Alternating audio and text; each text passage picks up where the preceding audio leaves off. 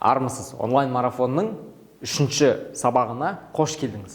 Үшінші сабақта біз клиенттерге анализ жасау туралы айтатын боламыз. Анализ жасауды больницаға барып қан тапсыру деп ойлап қалмаңыз. Клиентіңізге анализ дегеніміз оның жасын, жынысын, қызығушылықтарын білу. Қарапайым тілмен айтқанда, клиенттің не тамақ ішетінін, не көретінін, және де қай жерде жүретінін, қандай өлең тыңдайтынын білу арқылы сіз жарнама жасау кезінде офферге қолдана аласыз.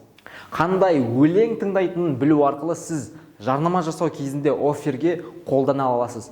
Ал өз клиентіңізге толық от А до Я, яғни от А до Я анализ жасауды біз трафик курсында толық үйретеміз. Клиентке анализ жасау арқылы сіз офферді оңай жазатын боласыз, және де ол оффер мықты болып шығады да клиентіңіз сіздің тауарды не қызметіңізді сатып алуға дайын болады. Тек қайда төлеу керек деген сұрақ қоя бастайды. Ондай да клиенттер бар. Клиентіңізге анализ жасау ең маңызды әрі ұзақ уақыт бойы жасалатын іс. Бірақ біз клиентке анализ жасауға арналған ең маңызды сұрақтарды біріктіріп, бір супер шаблон дайындап шықтық. Ол шаблон трафик курсында ғана беріледі. Целевая аудитория, яғни сізден сатып алуы мүмкін адамдарға анализ жасау түсінігі пайда болды деп ойлаймын. Алдыңғы сабақта біз мама дегенді айтып кеткен болатынбыз. Яғни менен алуы мүмкін адамдар.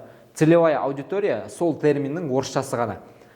Осы төмендегі тапсырмаларды орындау арқылы сіз өз клиентіңізге дұрыс ұсыныс тастай аласыз. Сондықтан міндетті түрде орындайды деп сенеміз және тексереміз. Бірінші тапсырма. Сіз маркетолог болсаңыз, кәсіп иелеріне не серіктесіңіздің кәсібінің клиенттеріне, яғни серіктесіңіздің кәсібі бар, сол кәсіптің клиенттеріне анализ жасайсыз.